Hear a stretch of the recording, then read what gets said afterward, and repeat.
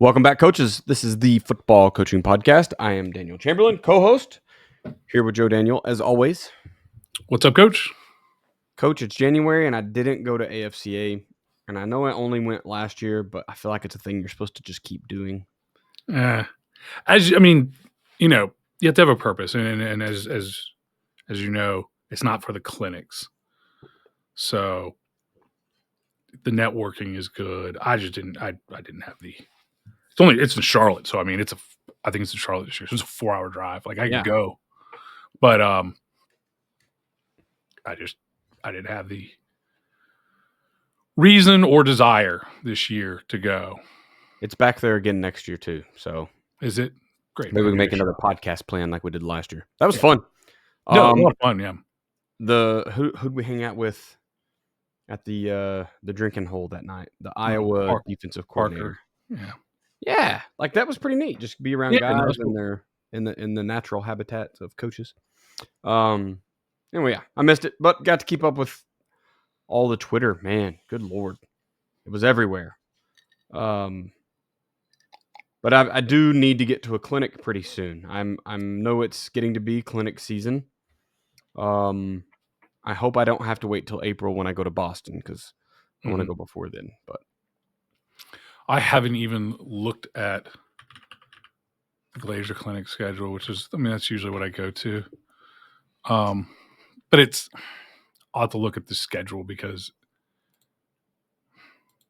no fault of theirs. I got the feeling, and I have not looked at the schedule for this year. So there's just my feeling on previous years, and it may have changed.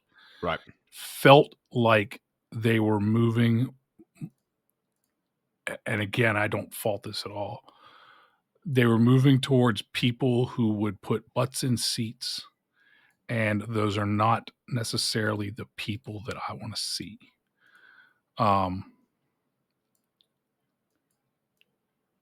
Just what is so just big names instead of names? Yeah, college names, and then a lot of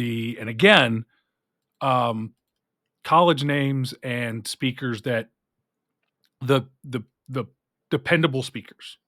So Rick, and again, all great. Like, guys like the guys that I went to see year after year after year. Jerry Campbell, every single time that Jerry Campbell spoke at a clinic that I was at, it was just like, well, that's where I'm going to be. Right. But at a point, they're Virginia. They won a Virginia Union. I guess that's in Richmond. I'll have to look and see that one. Huh. Live, it's a Virginia Union spring practice. I don't know if this is the same deal. They're not calling it the Northern Virginia Clinic anymore. They're calling it the Washington, D.C. Football Coaching Clinic. Oh. It's at Dulles. It's Northern Virginia. So I'll have to look over it. So again, I used to go to all of them, and as many as I could. I go to 3 a year, and I still haven't found something that I've been to some good clinics. Unless you have somebody that you specifically are like, a one-on-one, like if you just wanted to learn my 4-2-5 defense and I put a clinic on, I haven't planned. That'd be worth you going and spending 2 days and just doing that. Kenny, going just learning that. But as far as something that is like let's go to a clinic with lots of different speakers that are mostly speaking for, 3 hours at a time or whatever, I haven't found anything that's a better deal. We went to one last year, and I think that, who we met, I can't think of his name right now, but, I don't know what they're doing this year because I haven't gotten anything on it. So, right. So the Glazers were still always right now. I'm just looking at it like kind of just to see the schedule. It's like, here's what's happening. And I'm like, cool. What's the schedule? There we go. You have to scroll way down just to get the schedule. That's a little better. Kettle Run. This is the DC. We've got James Vint. All right, maybe I will go to that one. Look at that. Yeah. So James has been on the podcast before. Yeah, James, friend of the podcast. James is speaking on. Let's see. James is speaking at the date. By the way, on this is God. I hope it's not. Oh, crap. I'm out. Maybe March I'll go for a 7th and little 9th. bit. Maybe I'll go on Friday. It's my birthday weekend. Maybe I'll go Friday for a Hey, little I bit. spent mine at drill this past weekend. Oh, congratulations. Happy birthday. Thank you. You can send yours learning football. It's like a rule. Yeah. But like, here's the headline is like Jeff Nord from Duke, Ryan Kerrigan from the Washington Commanders. Is he a coach? Ken Zampese from the Falcons, Nick Eason from Clemson. Like, those are your headliners, and that's cool. They've always had headliners. I mean, I've seen Saban there. I saw Kirby Smart there. Kirby Smart was an empty room because Saban was speaking at the same time. This looks good at first glance. I see some good things. I always love when they have the big name guys because that means I can get a seat for somebody else. So like I see the Kettle Run coaches doing screen game, inside, outside zone, red zone offense. Like that's where I'm going to go. Right. Well, not James is speaking at the same time. So I'll probably go to Coach Finn. Right. Joe Daly from Hampton. So then we got Jason Harrell from Manchester. Ryan Kerrigan, pass rush special. Like he's an assistant linebacker coach. Okay. Jerome Rhodes from War Hill. These look better. This looks more like you've got the Carnegie Mellon coach doing the old wing tee stuff, which I love. But again, he's in that. Again, nothing against him, but he's in that. Although I haven't seen him in a long time. He's in that reliable. Most of the people like me who have been 1,000 times have seen it. But that said, it's good. It seems like they've got a good mix. So maybe I'll have to check one or two out. Maybe I'll have to find one that's not Valentine's Day. It feels like every year they go to like Charlotte on Valentine's Day and then like Northern Virginia on my birthday. And it's like, come on, man. Like, so I got to ask, because James we're talking names and what does success mean and all that good stuff right now. And this is not the topic of the podcast. You're just speaking all 3 days, by the way. We have there was a coaching change here recently in my area. A head coach was hired, and then it came out whether it was a good hire or not. The school he's leaving 2 years ago, there was 2 years in a row, I think they went to like the semifinals. Then they had a bad year, and then they had an 0-10 year, the same exact coaching staff. So you're 2 years separate from being 12-2 in the semis and being 0-10. And then he got picked up by another school in the same area. So the argument is he a good coach or a bad coach? We graduated a lot of talent back in that 23 class, so the 22 season. Mm-hmm. But it kind of is the question, is a coach that gets that far, 12-2 is a pretty good job at coaching, I would say. But can they also go 0-10 2 years later? So what makes a good coach? Is that a good hire? A lot of times we hear the other way. Like you're talking, like I think you've had an 0-10 season and then have been on improving. Kenny at Southside. I've had an 0-10 season since we went 0-10 2 out of the first 4 years I was a coach, I think. But never since I've never been a varsity coach on the 0-10 teams. There you go. I've been on the JV staff of varsity teams that went 0-10. I've been on some 1-9s, a couple 1-9s early in my career, but it's been a while. Kenny has he was the head coach for an 0-10, and then this year went 13-1. So a lot of people go up, but if you go down, is it because you're a bad coach? Like how does? So I mean, I go back to the original. There's a lot of there's so many factors that there's so many factors that.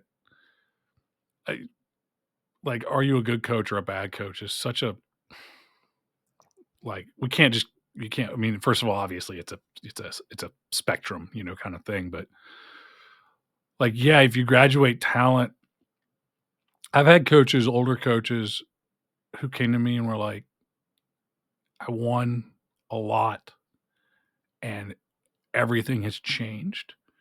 2 years is a very short window, but of course, you guys have transfer portal. So alive. Yeah, right, exactly. So if you get destroyed,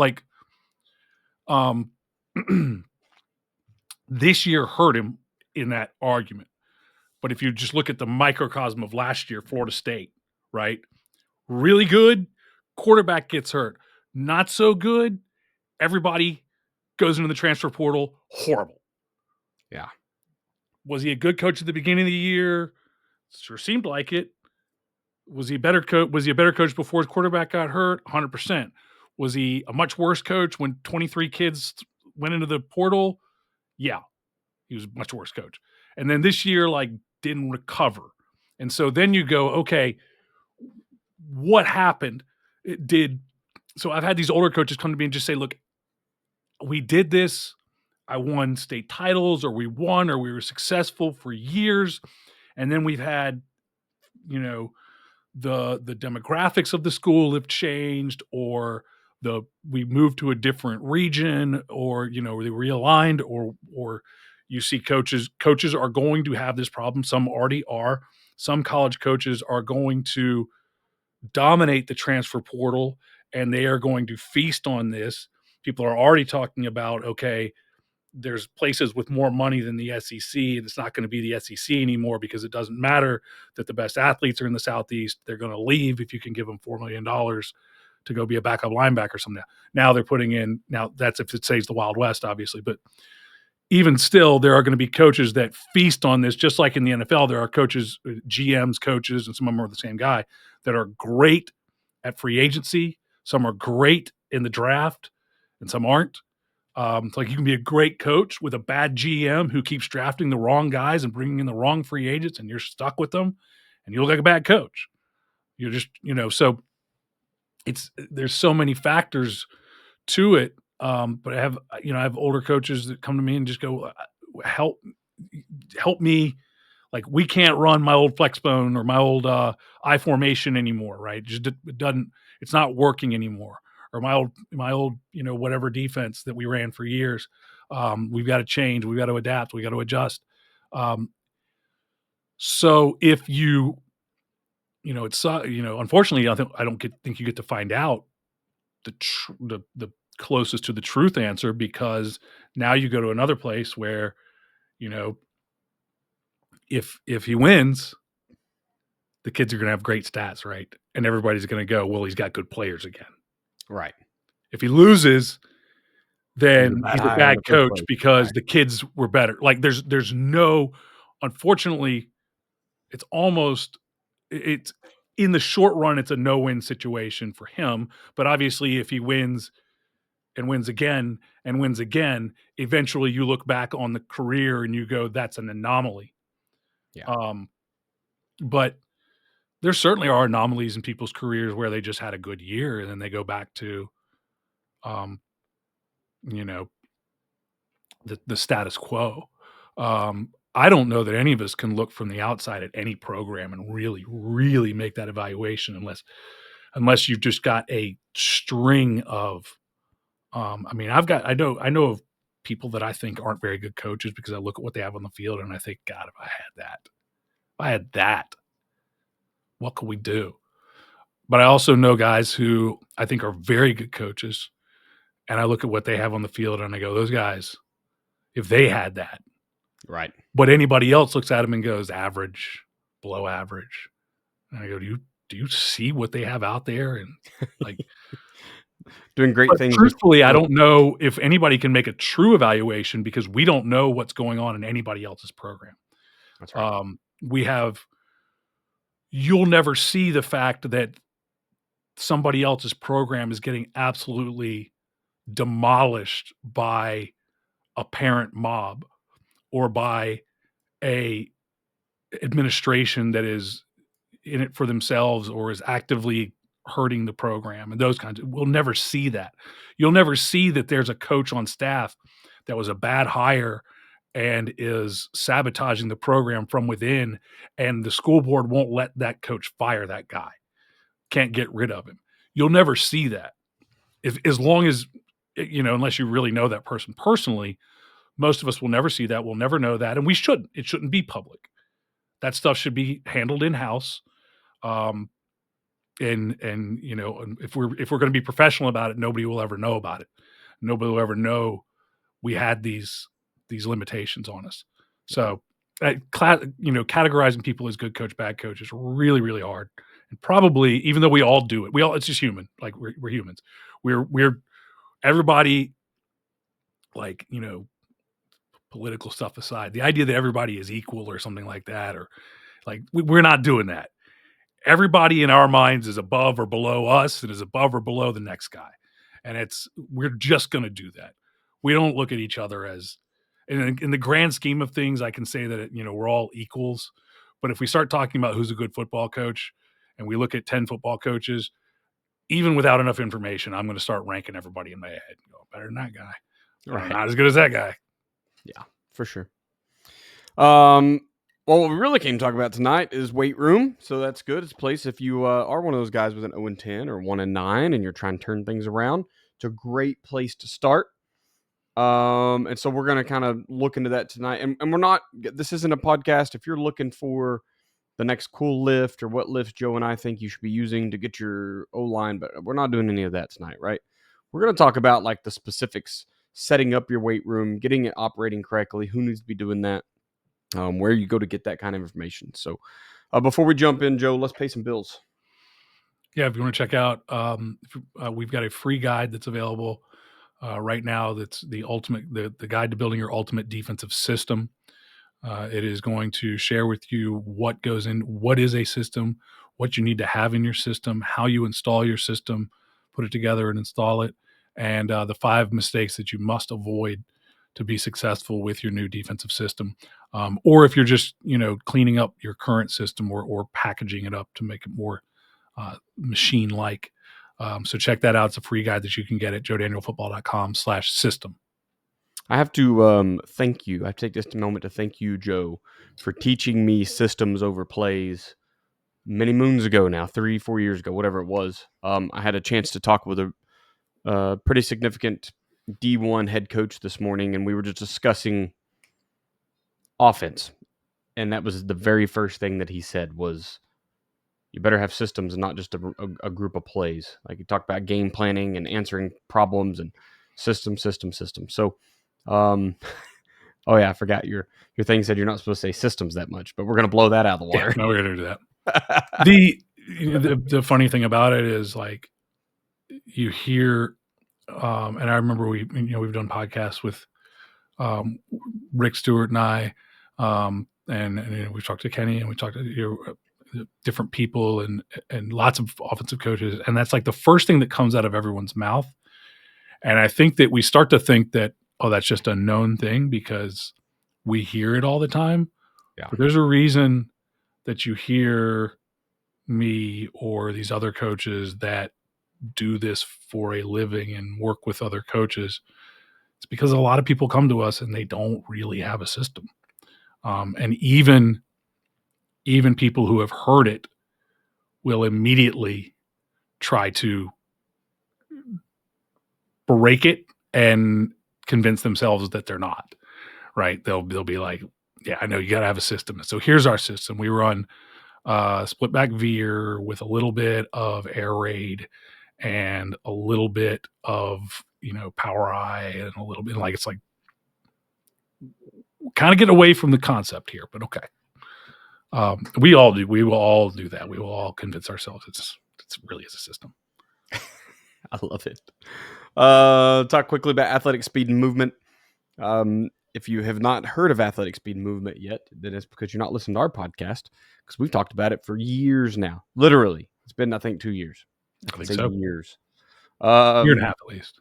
We've taken Del Basquet's 40-plus years of experience of training athletes to be faster. He's used it at every level. He's used it for kids getting into high school. He's used it as professionals that need to get faster in the NFL. The program just absolutely works. Lots of stories, athleticspeedmovement.com. You can go there and listen to some of the testimonials, right? We can tell you on here all about it and it works and all this. Just go listen to the guys that it actually influenced their lives, right? You're talking about a rookie running back who goes all pro. You're talking about a kid that barely walks on to a D1 college and then gets a scholarship and then gets to walk on to an NFL team and get some playing time, right? Like those are the guys that Dell has helped with his program. So athleticspeedmovement.com. Go listen to the testimonials. They're over there for you to listen to. That's it. Let's jump into questions. So we're going to talk weight room tonight. Specifically, Joe, we want to talk here, and I understand that there are varying levels of schools, and I have been at the smallest of the small and the biggest of the big in my area, and so I know this is a variable question. Who should be running your weight room? ideally, should not be the head coach. That's number one. And in a lot of places, it is the head coach, but ideally, it should not be the head coach. And the head coach has a ton of things to be dealt with, and the head coach should be seen. When I say the head coach shouldn't be running it, I mean the head coach shouldn't have to be there in order for the weight room to operate. But the head coach has a lot of roles. And thankfully in football, we are still the recruiting guys, though who knows. But the number of people who get offers on Twitter is incredible without ever talking to the head coach. I had a college coach tell me that he was having trouble finding guys who want to recruit. It just blew my mind. Like, then you don't want to be a college coach. Go coach, there's nothing wrong with it. Go coach Little League. You don't have to recruit. You don't have to move. You love it. What are you doing if you're in college coaching and you don't want to recruit? Why? That's because you're not going up.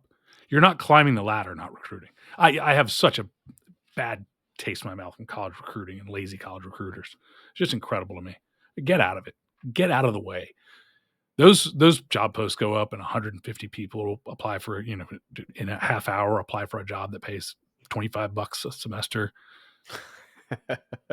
Get out of the way so the guys that will go. First of all, hiring the, hire guys that want to recruit first. Don't worry about anything else. Anyway, beside the point, head coach should be dealing with that. Head coach should be, dealing with academics, but although shouldn't necessarily be running the academic program either. But head coach has a lot to deal with. This is one of those things that you can hand off to someone, but we'll talk about that. But it's one of those things you need to get off your plate. You really do. You really need to, even if you're a weight room guru, you're a head football coach now. You need to be preparing someone else for that role.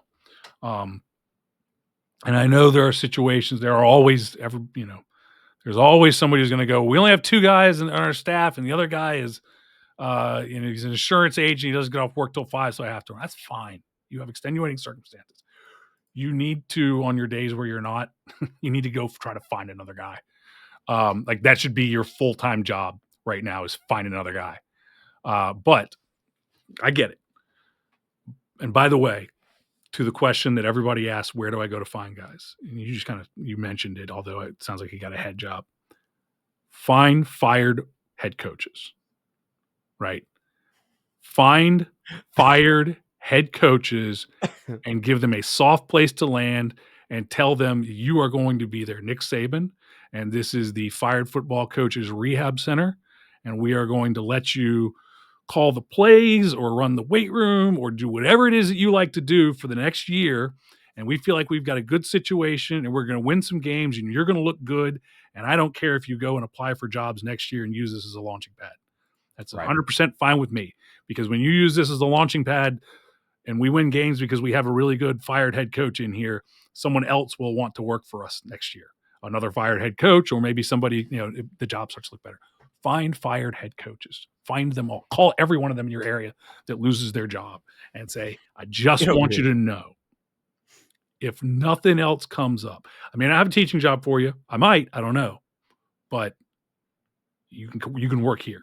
You can coach here. You can coach here part-time. You're a head coach. Like, find fired head coaches. Anyway, head coaches need to delegate.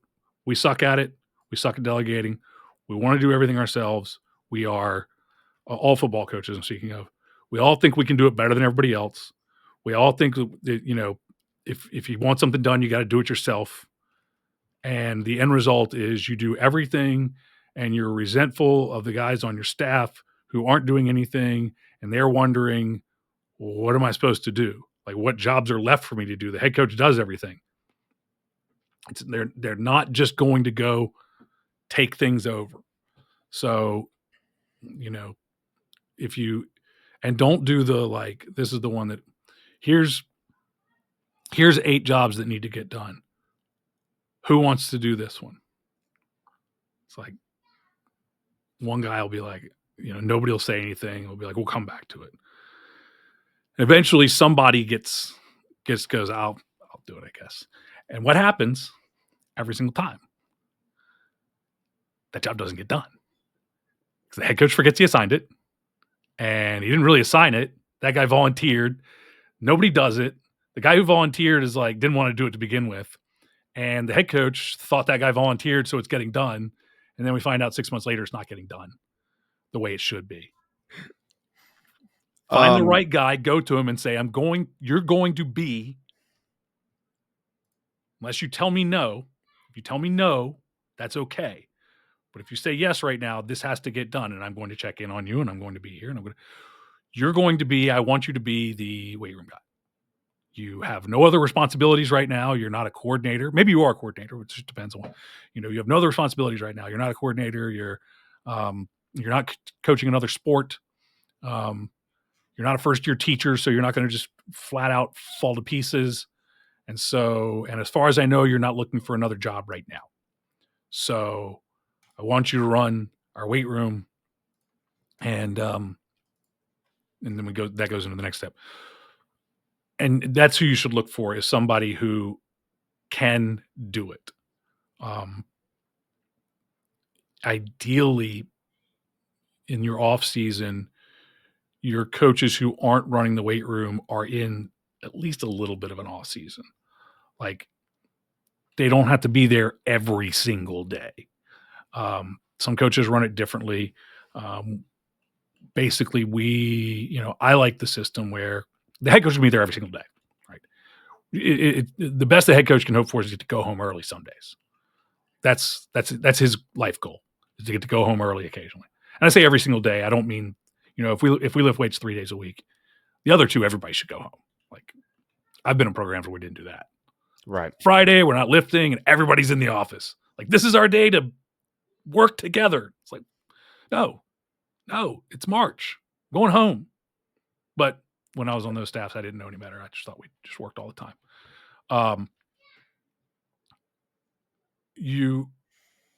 So ideally, in a perfect world, you have some sort of a weight room stipend, or you have a weight room class, or something of that nature, where somebody can run your weight room that is getting compensated for being the guy who has to be there every day, or almost every day, and not just a volunteer position.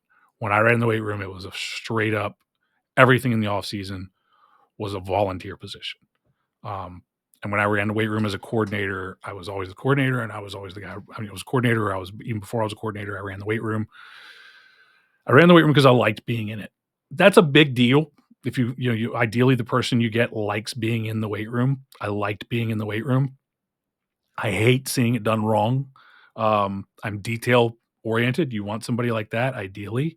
But sometimes you have to develop those things. I didn't always have this. So finding that right guy, but it shouldn't be the head coach. Something at the smaller schools that, like, I interviewed for a job the other day, and that was kind of how they try to hire a head coach. That's one of the benefits, is get out of the classroom and you get to be the weight room guy. And unfortunately, like down here, that's tagged. And it seems those are combined until you get to schools that are big enough to have a strength and conditioning coordinator that doesn't go to the weight room either. Well, and so that's a different deal. If you have that, here's what happens here. They do that.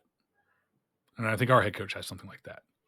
But the job they gave him is the weight room. He runs a weight room class, but it's not a football class. Right. He might have a couple football players in it. So what I'm talking about is the actual football team lifting. Now, some schools have athletic periods and they have all that stuff. That's not the norm for everyone. For most people, that's not the norm.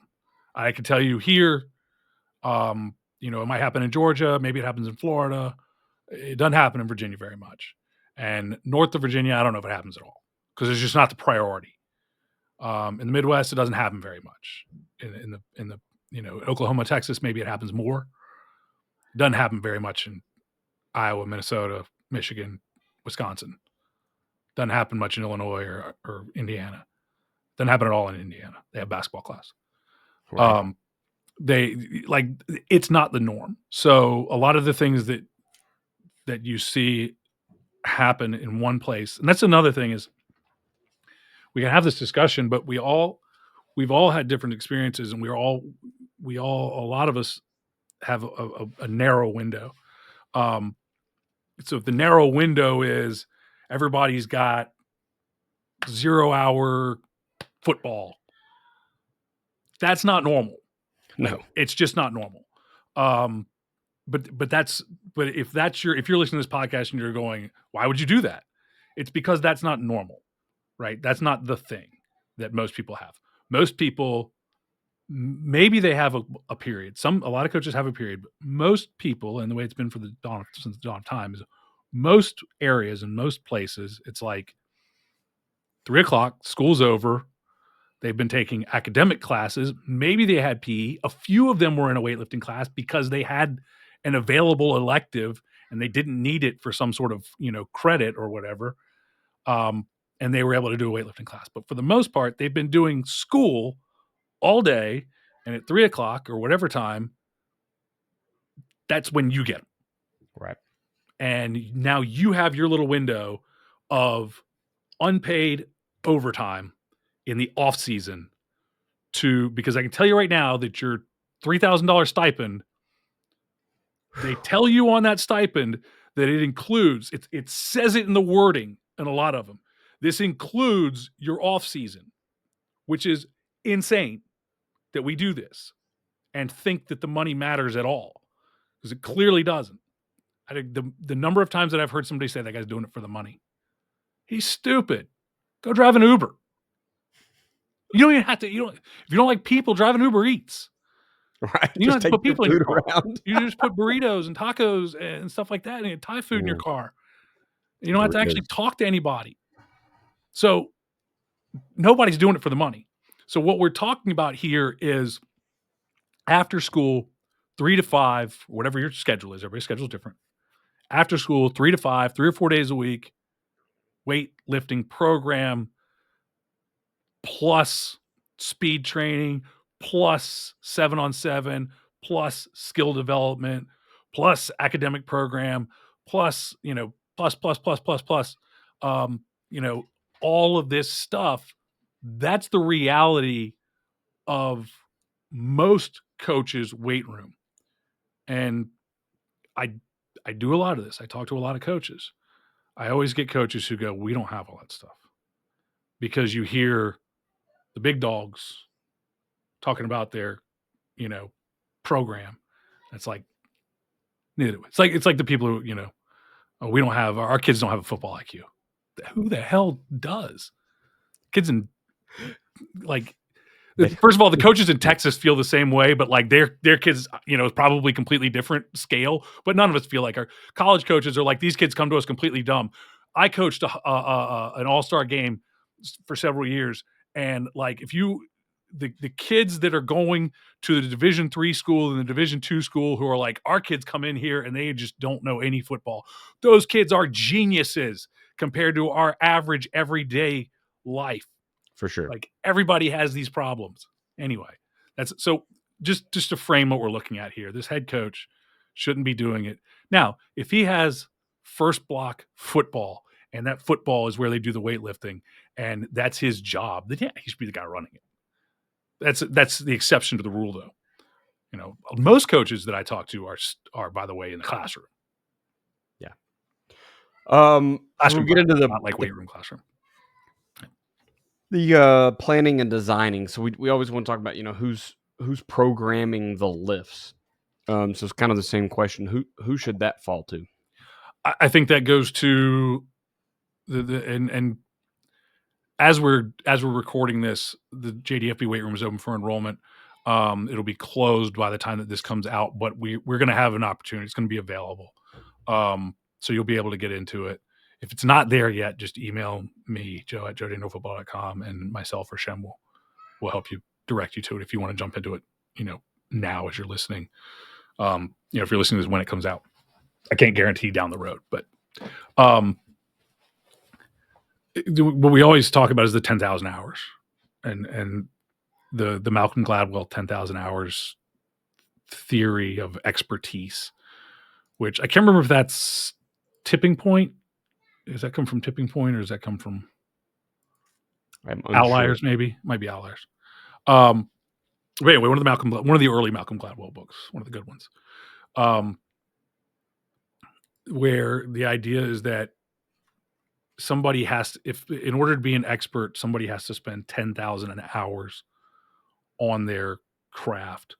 You can get to a certain level very quickly. Kind of that Dunning-Kruger thing, right? Right. I can dive into this thing and I can spend the next year just really tearing into it, and I'm at a level where I know more than 95% of coach, or not 95% of people, or 99% of people. But I start knowing more than a lot of coaches, but not the best ones, not the expert ones. In order, and that the distance between being smarter than 99% of the whole world at football or at lifting or whatever, and being an expert on a level where I'm one of the best strength coaches or one of the best football coaches. That's a long, that's the part that makes the difference. That's the 10,000 hours. So in order to reach that expert level, somebody needs to spend 10,000 hours. If you do the math, it's impossible if you hand this off to, and I'll just use myself. I was given the keys to the weight room when I was 25 or 26 and told that I could run it. It was before I was given the keys to the defense, and I shouldn't have been given those either. But I was. And it's impossible for me to have been an expert. It's absolutely impossible. I had been in school and playing football and learning to coach football. And nowhere in that time did I have 10,000 hours to invest. And the key here is nowhere in that time did I have the ability to invest 10,000 hours in training other people. That's where some of the mistake comes in. Someone is not an expert in coaching football because they played football for a really long time. Like, is Tom Brady more qualified than the vast majority of NFL players? Probably, because of his knowledge of the game, the amount of time that he spent in the game, and probably has done a lot of mentorship for younger players and stuff. I assume, I don't know. He's been around a lot of coaches. He played a lot of football. Seems to be an intelligent dude. But Tom Brady doesn't have 10,000 hours in coaching. Right. He doesn't have 10,000 hours in planning practices. He doesn't have 10,000 hours in game planning. He executed the practice. He's seen a lot of good practice plans, and he's run a lot of good game plans. And he probably even had a hand in a lot of those game plans, especially later in his career. But he's a player. He wasn't the guy, he's making adjustments. He's making audibles, but he's not making, kick field goal, go for two. He's not making coaching decisions. He's not dealing with the staff. He couldn't hire and fire staff, all of those things. Like, he doesn't have 10,000 hours of coaching. He's a lot further along, don't get me wrong, than most people. Yeah. But he's not 10,000 hours in coaching. So where the mistake in the weight room comes is where the guy that always gets the weight room is the guy who has the biggest biceps, the guy who likes being in the weight room, the guy who likes lifting. And I was that guy. I didn't have the biggest biceps. We had some jacked coaches on that staff. But I was pretty good at it. And I was the youngest one of the guys with big biceps. So I got that role. And the problem is I didn't have 10,000 hours of expertise or even close to it. What I had was Dunning-Kruger effect. I've been in the weight room a lot, seen a lot of weightlifting. I'm really good. And I know more than most people. I'll do it. And then fall off the cliff. And then kids started getting hurt. And it wasn't immediate. By the way, the two biggest mistakes with the weight room are thinking that strength gains equal you doing a good job. If you put 16-year-olds in a weight room and they don't get stronger, you have a major problem, because these kids are testosterone bombs. Like, they are going to get stronger. It's not that hard. It's how much stronger they get, how much more explosive they get, how safely they do it, how long they can stay on the field for you. So I got that job. Head coach said, "You take over the weight room." And what he meant was, you get to decide what we lift, when we lift, how much we lift. You get the program. That's a mistake. It wasn't a mistake to give the keys to the weight room to me. It was a mistake. Well, it wasn't a mistake to put me in charge of the everyday, day-to-day running of the weight room. It was a mistake to think that I could program. It was a mistake by my head coach. It was a mistake by me. God knows it's probably a mistake by the kids' parents for not being like, no, we're just going to take him somewhere else. Although they would have taken the wrong guy, and that guy would have broken him too, because they would have hired some crappy ex-athlete dropout who doesn't have the qualifications either. His only qualification, or he was fast in college. Yeah. Naturally fast, make him the sprint guy. Yeah. So the programming should not be the head coaches, number one, because the head coach has spent his entire life learning, presumably, like, let's just take the normal head coach path, right? He played football. He went to college where maybe he played football or maybe he didn't, but he was in college. Then he got a teaching job where he was teaching 7.5 hours a day. And then he was coaching 3 hours a day, and he's climbing the ladder, and nowhere in there is he, unless he's been running the weight room his entire career before he became a head coach and doing it successfully and doing it well, nowhere in there did he clock those 10,000 hours of really focused. That 10,000 hours too can't just be like, well, I was there for 10,000 hours. Kids are dropping left and right. They're not getting as strong as they should, but I've been in there. It's like that 10,000 hours is running the weight room, studying, looking at studies, looking at programs, studying other people and what they're doing, all of this stuff. There's no way to be, I just don't think that you can be at an early point in your career. I don't think that you can be an expert at both things. It's almost impossible.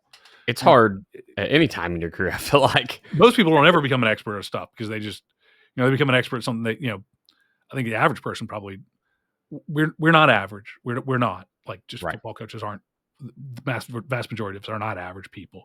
We find things, we dive into them. We are obsessive, and you listen to these podcasts, and you probably listen to podcasts about other things you're into, and you probably study other stuff, and you probably read books, which makes you different.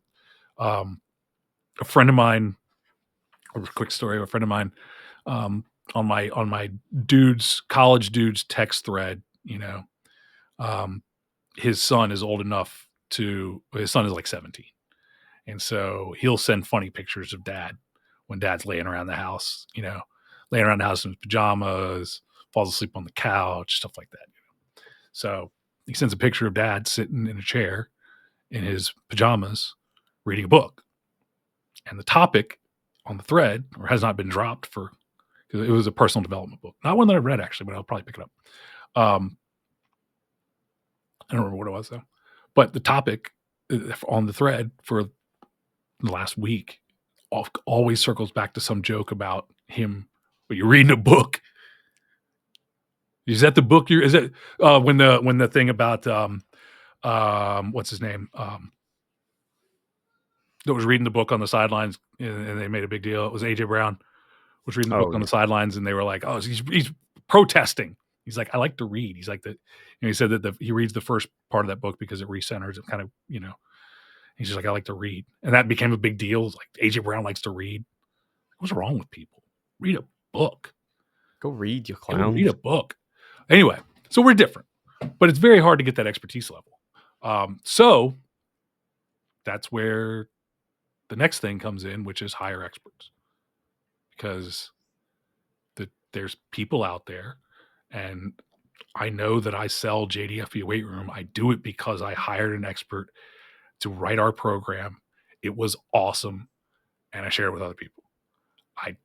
I promote athletic speed and movement in Dale Basket because for years we were like, we're going to run our speed program and we're all going to go out there and we're going to skip over hurdles and whatever we did out there. And we did ace skips and hurdle skippies, and we sprinted and ran and still slow as balls.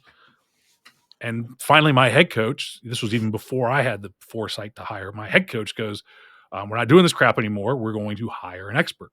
Experts cost money, especially when you fly them in from California. They cost significantly less now than they did flying them in from California. Now, if you still fly them in from California, it's as much or more, but you can still do that. But you hire experts who have that 10,000 hours. And so then your job becomes shopping, researching, vetting those experts and finding the one that fits you best or that you like the best.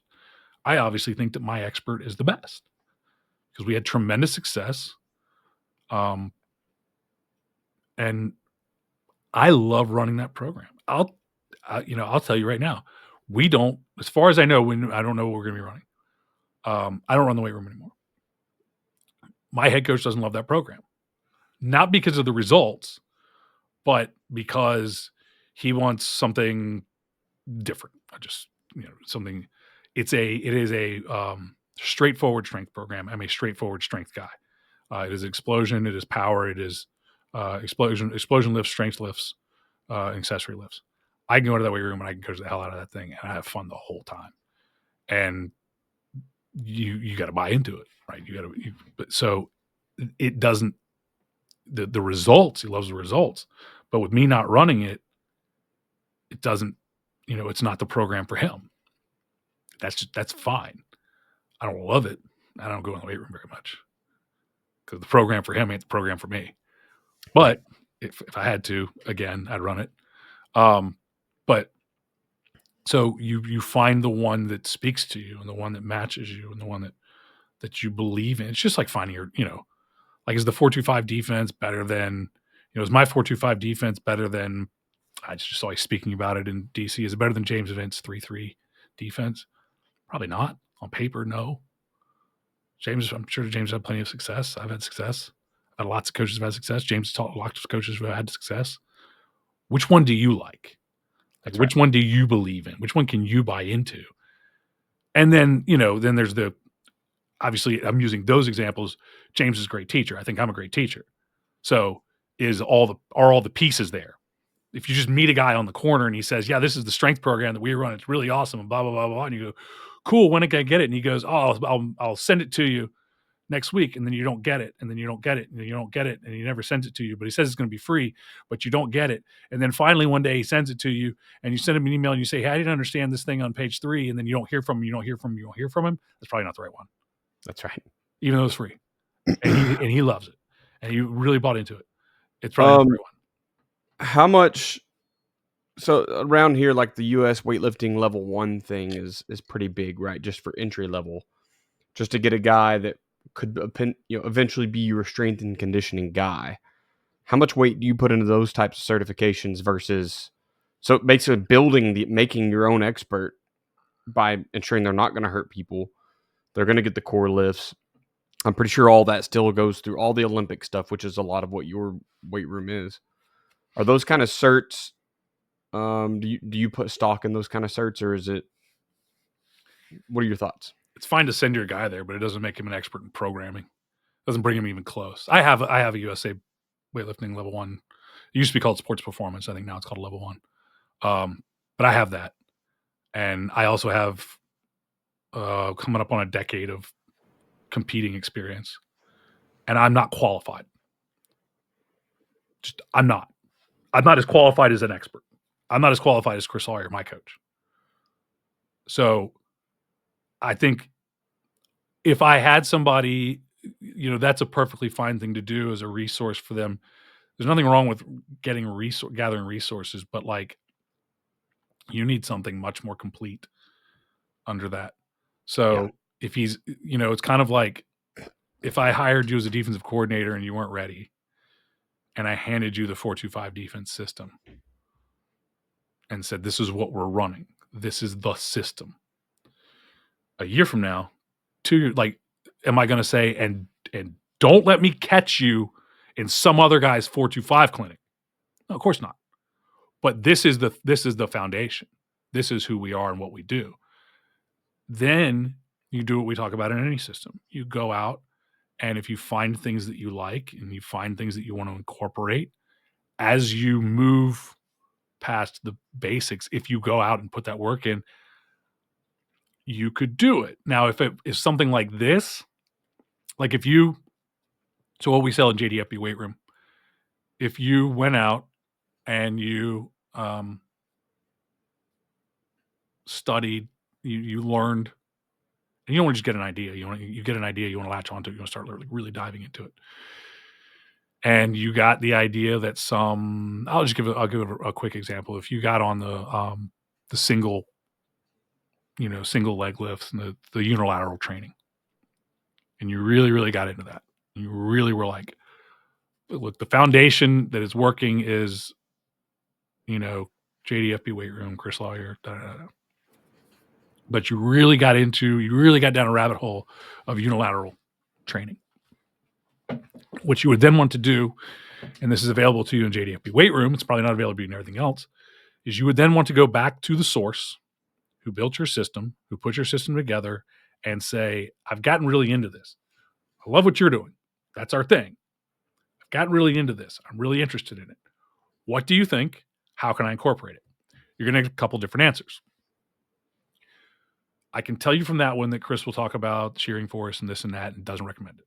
Don't do it. Then the next thing you're going to get is one of two things. And in the case of Chris, he would then explain to you how you could incorporate that type of training if you want to. If you went to a clinic and saw a whole big symposium on ladders and the effectiveness of ladders and how ladders make people faster, and then you were running athletic speed and movement, and you came back to Dale Basquette. Now, there may be other things that Dale would teach you how to incorporate, but I can say with ladders, he would say, I don't recommend that you do it.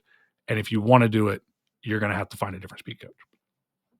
So then you look at, if you are running something and then you start learning other stuff, do you jump ship to another program? Or, is it time to move to a different program and just cut ties and learn all of the new stuff because you think this one isn't working or it's not for you? Or do you throw out that new idea and, or incorporate it or whatever, however you work it in. So Daniel's run off on me. So I'm freelancing a little bit now without the direction of my co-host. But I can do that because I've done this a lot. So hire experts, I guess is what it comes down to. There he is. Well, I don't know what I'm going to say next. I don't know what's going on next. Let me think. Yeah, I mean, we talked about is hire experts. Well, but if you go to expand your knowledge, like, it all depends on what you're doing. So our program does have weightlifting, and Chris will talk about this too. Guys will say, well, we want to incorporate snatch, just as an example. So if you go to USA weightlifting level 1, or God forbid you go to CrossFit level 1 or something like that.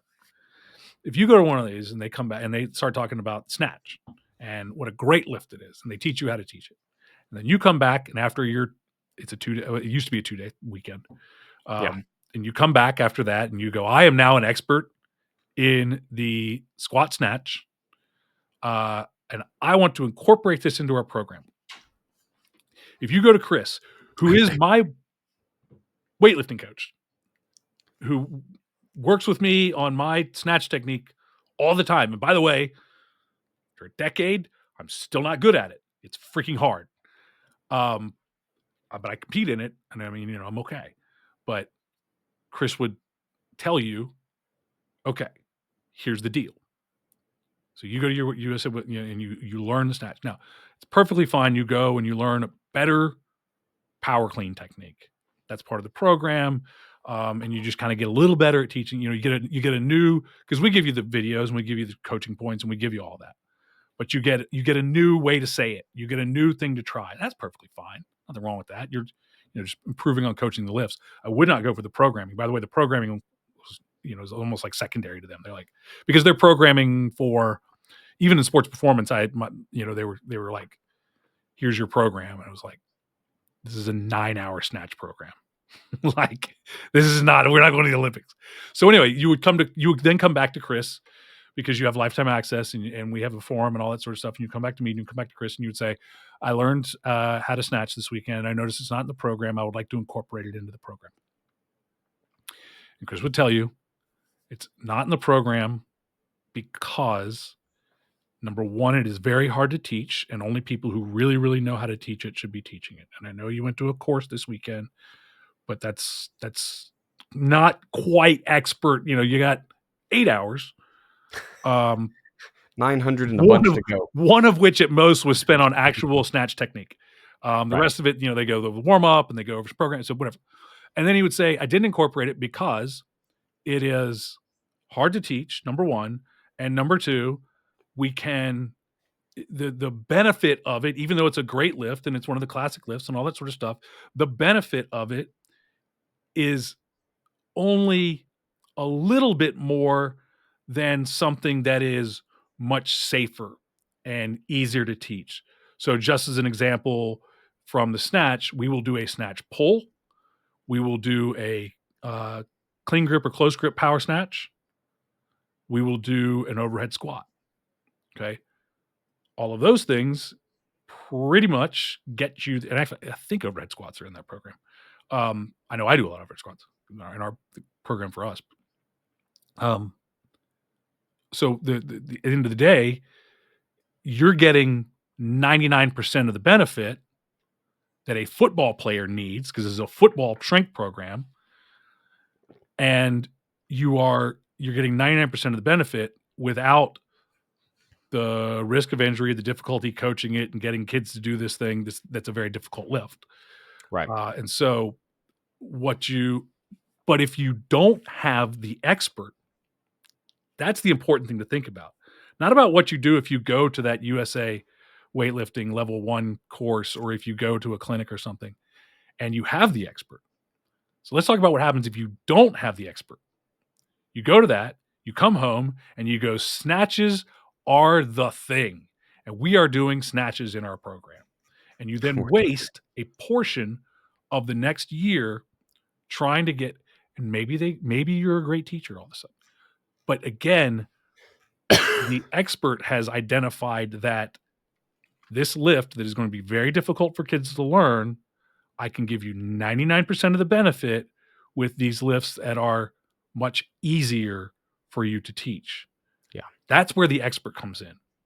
That's the expertise comes in identifying the safest, most effective lifts that you can do. Then the expertise comes into putting those in the correct order, putting those on the right days, putting those in the right amounts, putting together the right percentages of, or whatever, if you want to do RPEs or whatever, but it's RPEs. The RPE 6, 7, 8, 9, 10. I think it's RPE. Rep relative whatever it is, relative power or whatever. Effort. I forget what it is. Some people use that. We just use straight percentages. Right. And those percentages are, when should you be doing 70%? When should you be doing 80%? When should you be doing 90%? And so they put together the right lifts in the right order, the right amount, the right weights that are built on a progression to get you to the right place at the right time. So the big mistake that many people make is instinctive programming. and they go, I worked for a coach to do this, and I did this too. I go, you know what? We seem really weak in our, we had our kids doing something and they seemed really weak in their upper body. So we're going to program a bunch of bench press this week. It's a week. It's a week. You're not fixing it in a week. You just, that instinctive thing, as I said in an email, the instinctive training comes from bodybuilders. It comes from very genetically, quote unquote, genetics, very quote unquote genetically, pharmaceutically gifted bodybuilders who could wander in and lift whatever they wanted and started doing instinctive training and got great results. And then the other side of it is people who have no reason to be on any sort of a progression because they're just trying to be healthy and not die early. And they're not training to compete in anything. They're not in anything at all. Adults we're talking about. And they can come in and just lift whatever they want to lift that day because honestly, the fact that they're in the gym puts them ahead of a lot of people. And so who cares what they lift, But then if they go back and look, they're like, oh, I bench press 3 times more than I squat. It's like, well, what are we doing? But that's the importance. And that progression. So our progression peaks at 24 weeks. It's a 24-week program. And the peak is at 24 weeks. And that's end of July, essentially. First week of August, you move into the 16-week in-season program. And usually what we'll do is take a week off, at least during that really hard period of camp where guys are just getting acclimated. We don't do 2-a-days anymore, but there's just an acclimation. And there's so much going on that first week or two that we might not lift as much that first couple of weeks, or maybe until we get into school. And then we'll start to get on the normal week schedule. But trying to go like a long time off, but a week off a week off is not going to hurt you. It's not going to hurt you at all. You just come back in. Might help you. Yeah. Honestly. In a lot of cases, yes. So then we go into the in-season program where those, now we've got a shorter time frame because we've got practice. And so we got like 30 minutes, a couple days a week to get a lift in, and putting together the right lifts, the right times, the right amounts, so that you not only maintain you want to maintain your strength during the season, you want to increase your explosiveness so that you're actually performing better as you get into the playoffs. And a good program does that. And a crappy program, guys go, you can't gain, you're going to lose everything in season. Like the worst in-season program in the world is 30 minutes of we're just going to put everybody's going into the weight room. That was my in-season lifting a lot of times when I was like a kid, when I was a player. So we have a lift today. So it was a race for the benches, right? So race for the benches. I liked the cleans and stuff, but most of the time it was a race for the benches. Especially if we lifted on Saturdays after a game. Nobody wanted to do anything but lay on a bench those days. Nobody was like, let me get in that squat rack. So kind of the last part here, I know we've talked a while tonight. It got away from us. I guess it's because I had a pre-subject. So I always talk too much about this stuff. It's okay. These mason jars are great. Got Joe on the mason jars. I'm a big mason jar. This is like a electrolyte drink. That I realize that these are just they're like shakers that cost way less. Come with lids. Amazing. It's just very normal to me to drink out of them, but I realize that that's not for everybody. My wife was like, because again, we started on these because of the water crisis where we had to boil our water last week, and Richmond City lost all their water, and then we had to boil our water for a week. So we pulled these out so we could boil the water, put it in there, put it in these jars and keep it in the fridge.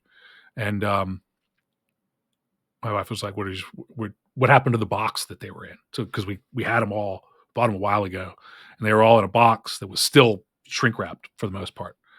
And she said, what happened to the box? We can put these back up. They're not going back up. What do you mean? We're using these. You throw out the other glasses if you want to. These aren't going back. I love it. Yeah. I love it. All right, anyway. Our cabinets in there are littered with them, so I get it 100%. Throw out my shakers. I'm throwing out those Big shop shakers. The last part here, it should be a pretty a quick breeze to get through here, but who should be in the weight room? So we're talking, so we've kind of talked about who should be running it. Who are we programming for? What are the kids that we need to be getting in there? I think that's the other thing is getting advice from the experts on how to deal with kids that are in basketball season, kids that are in track, kids that are in baseball, kids that are in other sports.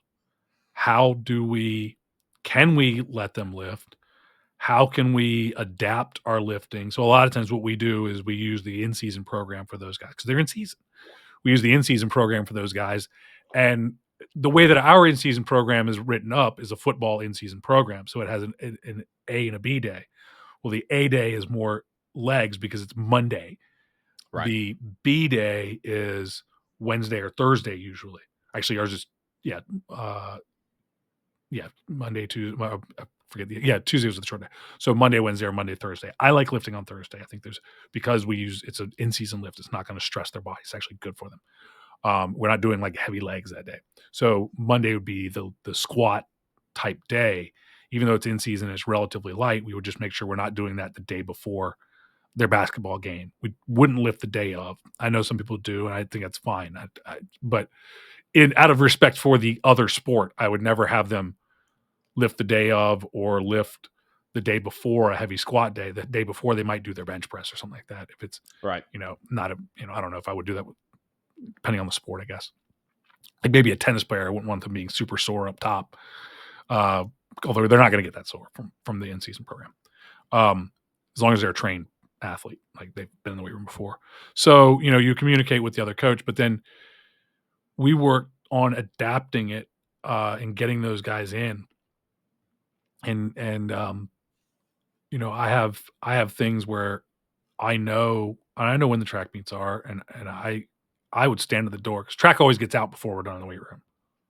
I don't know about you guys' track programs.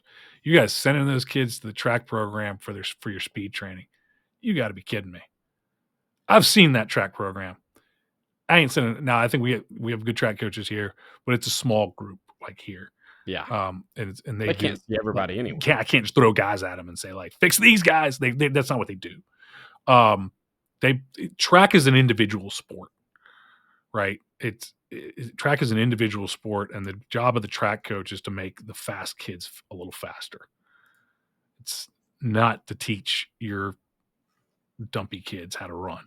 So, I was standing at the door because Chris had given us a plan and said, here's what you do. Grab them at the door. And now I didn't have to do this with every kid. So like the throwers came in because they're linemen, came into the weight room. Coach, they just did the lift. They would do the whole lift. I ended up having to stay an extra hour because they had track and then they do the whole lift, right? But the guys who don't want to be in the weight room, Chris would give us a 10-minute deal. Right? Grab them and do 10 minutes because it's better than nothing. It gets them in the habit of being in the weight room. Come in here and just do this 10 minutes and I'll leave you alone. But now we also had the advantage of the weight room being right outside the locker room. So there was no way to get to the locker room without coming by the door of the weight room where I was standing. Come on in here. Just come on. I don't have shoes. I got shoes for you. I brought my track spikes. That's okay. I got shoes for you. You're lying, first of all. And then they go, okay, I got shoes. Okay. Go. We know. I know. By the way, you can squat barefoot. It's fine. You can bench barefoot. It's fine. I'm not going to have you do cleans barefoot. I think that's dumb, but moving on. So those are the guys who should be in the weight room as far as, you should have a plan for the guys that are in season. Now, I will always respect if the baseball coach says, I do not want my guys lifting in season. Okay. It's your season. Now, on the flip side, I understand. I'm not going to tell my guys not to play baseball outside of practice time in season. You want to go work out with the base? You want to go to your baseball trainer guy, or you want to go to the batting cage with coach on the weekends? I'm fine with that. I don't have any problem with that. So I'm the guy. Like we are the guys, and everybody talks about not everybody has a situation, but we are the guys who we're multiple sport guys. You can't say you can't get into a pissing contest with the other coach. That's what the other coach wants while he's in season. While I'm in season, go. Do I want you playing basketball the day of a game? No. If you go to the batting cage on Saturday or even play basketball, is that okay? Yeah. You're not under contract. I don't have millions of dollars invested in you. I can tell the guy that I have millions of dollars invested in not to play baseball or not to play basketball on the weekend. I can tell Joe Kane not to ride a motorcycle. He's on scholarship. Right. Takes keys. But like all the kids in Georgia. I mean, Joe was drunk on that bike. Only people. Christy Swanson, the whole thing. Great movie. The Program. Those of you who don't know. The Program. Great movie. There was somebody that was I knew they were around my age. It was it was a player, but they were on one of the pregame shows or something like that. And they were talking about I know what it was. The North Texas versus Texas State bowl game. That was on back in December or whenever it was. It might have been even after New Year. And they were talking about how these are the teams that unnecessary roughness was based on. That they looked like North Texas, but they were called Texas State. So it was like and so they were talking about what a great movie it was, and Kathy Ireland and everything. And one of the guys goes, "It's a great movie," and the other guy goes, "Nowhere near the greatest movie." The Program, like, says it like so matter of fact, like that's The Program. Says it so matter of fact. And I was like, that guy and I are probably the exact same age, almost. Nowhere near as good. Yeah, don't kid yourself. That's let them do the other stuff. As far as getting guys into the weight room, that's the big question, is how do I get guys into the weight room? I'll just go real quick. Be the last one to ask them. Have somebody at the bus loop or wherever you have who says, "Where are you going?" And that guy says, because guys will say, "Well, I asked them." When did you ask them? First block. Okay. Here's what happened between first block and the time to get on the bus. Another coach asked them to come to open gym, right? Well, which one's more fun? Open gym where they roll the basketballs out, or the weight room? They're going to open gym. Okay, so that's going to happen. Or the batting cages, or something like that. Or worse, one of the other guys says, "Let's go play video games." That's worse. Or even worse, one of the girls says, "Why don't you come hang out with me? You've lost. Yeah. You've lost. It's over." Between first block and the time that they went to decide whether they were going to get on the bus or go to the weight room, you lost. Everything in the world has been better than the offer you made at 8 a.m. to show up 7 hours later in the weight room. Everything. So, kids want to be wanted. They have a hard time saying no. So, you're not asking them to do something bad. You're asking them to do something good for them. And presumably, if they want to be a football player, something very good for them. So take advantage of that and be the one who says before they get on the bus, "Where are you going?" I was going to, I thought you were going to the weight room. Best if you can ask them first block, get the commitment, and then talk to them right before they get on the bus and say, no. You told me you were coming to the weight room. Oh, well, I got to go home and get, no. I got to go home and get shoes, or I got to go home and get shorts. Means you're never seeing that kid again. I got shoes. We have a shower in the coach's office because none of our coaches shower in the coach's office. Okay. The shower is filled with shoes of all shapes and sizes. There's a box with shorts and shirts. Clean them. Don't, people borrow them. They give them back. Clean them. The box is filled with clean shorts and shirts, and we have shoes, and we will and get some socks too. You got those game socks, right? You have those or something. We will dress you. We will make sure that no excuses. Take the excuses away. That guy should be in the weight room. Okay. This takes work. When that guy doesn't show up, let's say you didn't catch him at the bus lane. Text him, call him. "Where are you? Get back here." Where are you? If they don't answer, have everybody else text and call them. Thought you were going to be here. If you need to, go to their house. This is the great thing if you have multiple people available. Send one to their house. Hey, man, I came to pick you up for weightlifting. I know you said you were going to go home to get your shoes. You didn't tell me. You texted back Bobby and said that you went home to get shoes or were going home to get shoes. It's been 45 minutes. Did you find your shoes? Get in the car. There's some extra shoes. And I got extra shoes in case. So you're good. Like, these are the guys. This is how you build a weight program, and it kind of sucks. Right? And you don't want the guy running the weight room to be responsible for this. Right. He should be focused on the 5 kids who actually came. Somebody else, this is a head coach job, by the way. This is a job the head coach can do. Somebody else is chasing them. So you get them in the weight room. You get as many guys as you can. You get the guys who don't want to be there, get them in the weight room. You get the guys who are in season. You find a way to get them in the weight room, even if it's one day for 10 minutes a week. Okay, I'll take what I can get. If you know that the weight class that they're in is BS, okay, a lot of them are. Coach, I have weights during the day. Yeah, sure. What'd you do? I'm going to talk to whoever runs it. Find out from what they do. Oh, we didn't even dress out today. Cool. Come on, I got shoes for you. There's one other that I was going to get to. So you get all those guys in the way. Oh, in the off season. You have, and especially in the summer. The summer is the hardest part because in the summer you have guys that work, you have guys that are doing baseball, or they're on a travel baseball team or whatever, or they're doing other things. They have other excuses.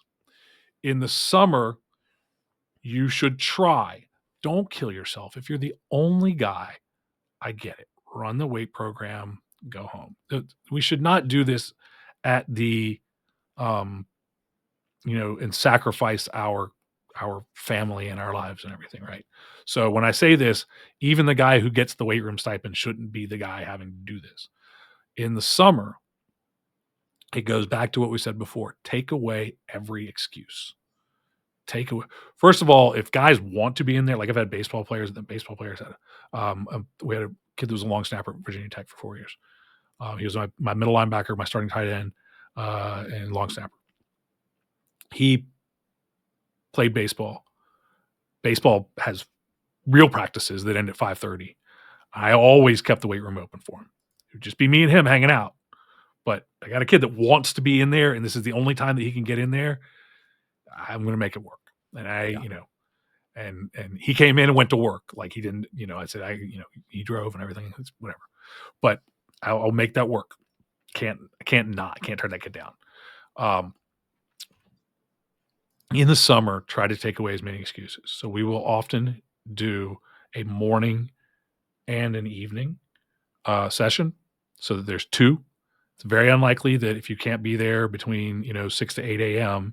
and you also have something going on 6 to 8 p.m., like that's a pretty wild life you live. And if it's true, I will tell me when, and I'll do it. We had another session that was offered. Another coach liked to run a Saturday morning session. So if all of those things are true, then 9 to 11 Saturday morning, we're going to get your workout once a week. And if it's once a week, it's once a week. But we're going to get you. And again, then you have your expert adapt a program. I would adapt a program for the one kid. I adapted the program for the baseball kid. He did different lifts when he pitched than when he didn't pitch. Because we knew what. That's kind of cool. I mean, he would know the weeks that he was pitching because he wasn't like the frontline starter. But if he was going to pitch, we'd do something a little bit different. So and again, I had an expert who could say, no, just don't do this on the days that he pitches or on the weeks that he's pitching, the day before he pitches, really, for what we're looking. So in the off season, you take away, and all throughout, you take away excuses. Just that's kind of the system of getting guys in the weight rooms. Take away excuses. That's regardless of the program you run. It doesn't matter what you're doing. You got to get them in there. And you got, and with the right lifts, again, if you do dumb stuff, if you like, I got to get you in here. We've only got 10 minutes, so I want you to go ahead and load up and max bench press right now. Well, that's stupid. You're going to end up with hurt kids. You should be fired. But if you've got a plan, you've got a good system, you've got something that you can get done in 10 minutes that's going to be beneficial, we do. If I can get you 10 minutes once a week, the benefit over nothing is significant. It is very significant. Like 30 minutes a week, 15 minutes twice a week. The benefit is tremendous.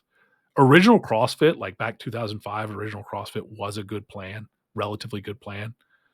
And the plan was, let's get you in, let's get a lift in 15, 20 minutes and get out. It's blossomed into something completely different. And I would definitely do not run a CrossFit program for your football team. Right. Like that's a whole different sport unto itself. But the concept behind just get in and get something in this short period of time, it's great. Like you don't have to get 4 days a week, 2 hours a day to have a beneficial weight program. I like it. Let's I know we've pushed quite a bit of time here tonight. Let's pay the bills. And then actually almost skipped it. We have to do a level up. Absolutely. Time be darn. Absolutely. What's your level up this week, sir? Ooh, I didn't think about what it was actually.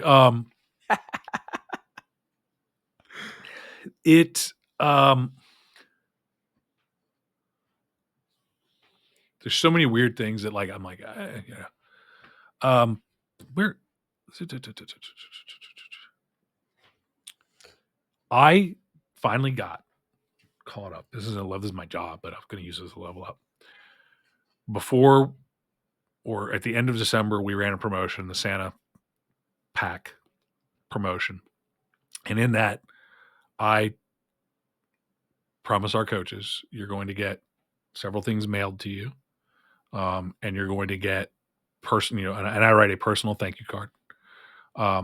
And I do a personalized video for every coach that fills out the kickoff registration, tells me about their program. I send them a personalized video on how I think we can help them, answer questions that they have in that video. I think it's one of the things that makes JDF be a little different.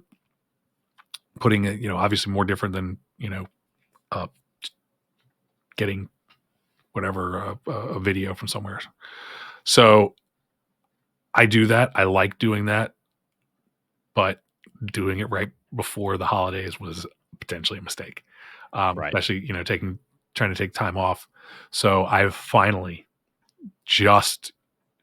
actually this morning mailed the last of them. It was a stack, and I got that all caught up, and I love doing them. I always love the responses back from the coaches, from our new coaches, and a lot of times from coaches who are coming back.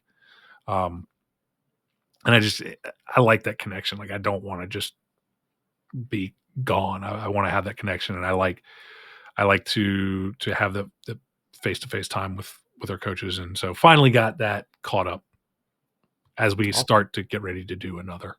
Right. Yeah. I'm kind of like you. I've got a few things. I've been really getting into the health stuff this January. I guess that'll be my level up, and the one from this weekend will be for next week. I have started taking. Maybe it's because I listen to Joe Rogan, but he sells this on it Black Label Alpha Brain. And so I had started taking this stuff during, I guess, before football season. And I had a lot of mental clarity and focus and all that good stuff. So then I just this week started the Total Human, whatever their pill packet is, which is, it's like multivitamins and nutrition, all that good stuff. I like them. I didn't realize at the time because I bought absurd amount of this stuff because, of course, when you buy it in bulk, you get it cheaper. And I was like, I better just go ahead and commit for the year. And then these little packs have it in there too. So now I'm triple stocked on Alpha Brain. But when it gets back around to football season, it'll still be pretty handy. I have the carnivore, and then now adding this. Dude, I felt amazing. Absolutely amazing. But my circadian rhythm's back in effect. Like I get sleepy at night. Like I was sitting here about 20 minutes ago just going, oh man, I hope I get to this podcast. I'm starting to get sleepy. Just because my body, it's like I'm awake in the morning and I'm spending energy and it just feels good. So just taking care of myself here in the off season, which I think everyone has to do. You got to focus on you now that the team and the season is over, and assuming there's not any NFL playoff coaches listening to us right now, everyone else's seasons are officially over, and it's a great time to just worry about you and take care of yourself and your family and all that stuff. So that's my level up. Is I started a nutritional thing. We'll see how long it lasts. We'll see with these pills. I think I just got a 30-day supply or whatever, so I'll kind of be able to review them a little bit better after I've been on them for a while. Nice. That's what I'm doing. All right, man. Now let's pay the bills and get out of here. Check out JDFB. Check out the free guide that we put together on building your ultimate defensive system, defensive football system. You can get that at joedanielfootball.com/system. It's going to give you the things that need to be, or what a system is, what needs to be in your system, how to put your system together and install it, and the 5 mistakes that you must avoid in order to have a successful defensive coaching system, or kind of refurbishing the ones you have now and cleaning it up. And again, you can get that at joedanielfootball.com/system. Awesome. What cells are opening and closing? I know you said the weight room will have officially just closed as this comes out, but you... Oh, no, the weight room has been closed. So the weight room's closing tomorrow, 2 days from now. Right. I believe this is coming out the last week of January. So I think that we are currently in I don't have it in front of me. I think it's the offensive play call system. It might be the defensive play call system, whichever one it is right now. The other one's opening up next month. So that'll be the next big opening enrollment. But there's a lot changing. I'm really, I kind of, sent something out today. We're gonna change some things this year, and not just for change. I think there's a better way to do football in general, and I'm really excited. I don't know what it looks like. It's going to look like something that nobody else is doing. I've talked about it before. I was the one that started. I wasn't the first, but when I started a football blog in 2008, it got traction because nobody else was doing it. In fact, it was defense. I was the only one doing that. And then when I started a podcast, I was the first. I wasn't the first. There were other people kind of dicking around with it, but I was the first one to still doing it and making it work and doing it from a coaching angle. There were guys doing it from different things. And then I was the first one doing coaching systems online. Tony Franklin had done it. Tony Franklin sent you a book full of DVDs. So it's just the things that we've done over time. And then putting all these systems together and doing all this stuff, and it just continues to evolve. And I don't know what that next thing is. I have this vision of something that's not a system, just different. And I don't know where that's going, but I'm excited about it. So things may change. I don't know, but it's awesome. I'm excited for this year and how we're going to evolve this stuff. Perfect. Social media wise, I am at Coach Chambo OK on Twitter /XMachine. You can email me at chamberlainfootballconsulting@gmail.com. Of course, I have the Patreon and the YouTube going. Go over there and learn what goofy stuff I'm putting out. Joe is where are you at, Joe? You can follow Joe Daniel Football at Joe Daniel Football on Instagram and TikTok. You can for now. You can follow Joe Daniel Football on Facebook, facebook.com/Joe Daniel Football. JoeDanielFootball.com/YouTube. You can watch the podcast if you want to see them, if you're not seeing them now, if you're on audio right now. And what did I leave out? X.com. You can follow Joe Daniel Football at FootballInfo. I think that's it. And email me, Joe. You can email Joe at JoeDanielFootball.com. Obviously, I don't like answer football questions necessarily there. That's what I have our membership for. So if you're a member, ask on our chalkboard forum. It's starting to pick up on the new site. So I'm excited about that as well. But if you have any questions about JDFB or suggestions for the podcast or anything like that, you can hit me up there. Perfect. Podcast is at the FBCP on Twitter and X. If this is your first time listening to the Football Coaching Podcast, be sure to subscribe so you don't miss any future episodes. You can find us on your favorite podcatcher, SoundCloud, Spotify. Oh, not SoundCloud anymore, right? No. Spotify and Apple Podcasts. I know Spotify and Apple Podcasts. I've been on there for 2 years. Anyway, if you've been listening for a while, please leave a review, especially over on Apple Podcasts. That's where a lot of people watch. Thank you for listening to this episode of the Football Coaching Podcast. Remember, coach simple, play fast, win.